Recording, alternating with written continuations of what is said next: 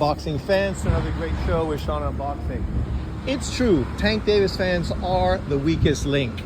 I just watched a video today responding to an Oscar De La Hoya post talking about PBC and Oscar De La Hoya's Golden Boy making boxing history. And of course, Tank Davis fans all coming out making it somehow about Tank Davis. Tank Davis versus Cepeda.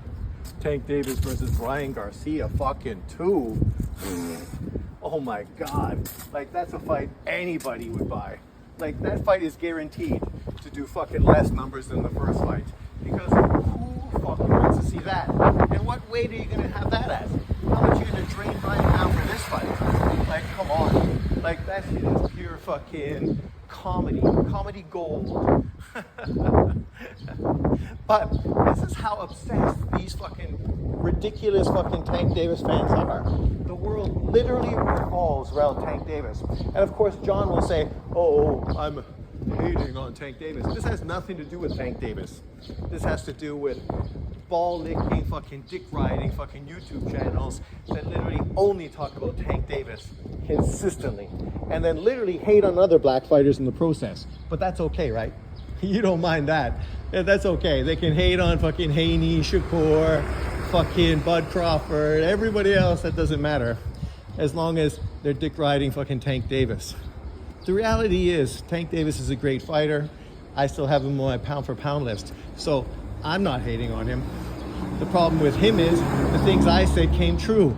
A guy that relies on his power, doesn't have a high enough punch output, eventually can lose a fight because he loses rounds. The same way we talked about Deontay Wilder losing rounds is the same way Canelo Alvarez can lose rounds, the same way Tank Davis can lose rounds.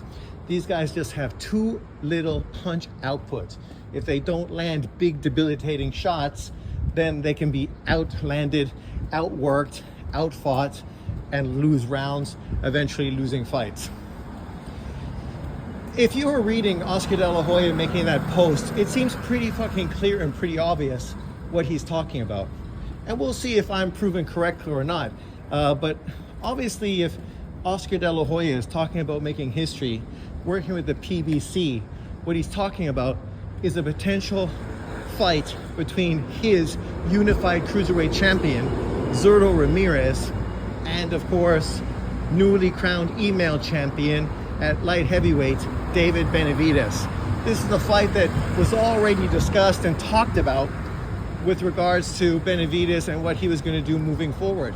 When they were acting as if they really wanted the Canelo Alvarez fight and really wanted the winner of Benavidez and Bivol, they were also talking about potentially facing Zurdo at cruiserweight, because the dude's a weight bully, and cruiserweight is probably a weight where he's going to do better at, where he's going to be more comfortable making weight, because he's a fat ass that's not disciplined. So don't be surprised if Zurdo versus David Benavidez is announced soon for Zurdo's unified cruiserweight titles. And in truth, that's a great fight. Nobody would hate on that, but it is what it is. It's basically showing you, proving to you, that David Benavidez and his team were never interested in fighting for undisputed at light heavyweight. Were never interested in fighting the winner of Better Be Evan Bivol. But I can be proven correct or proven false. Let's wait and see. Thanks for watching. See you next time. Peace out.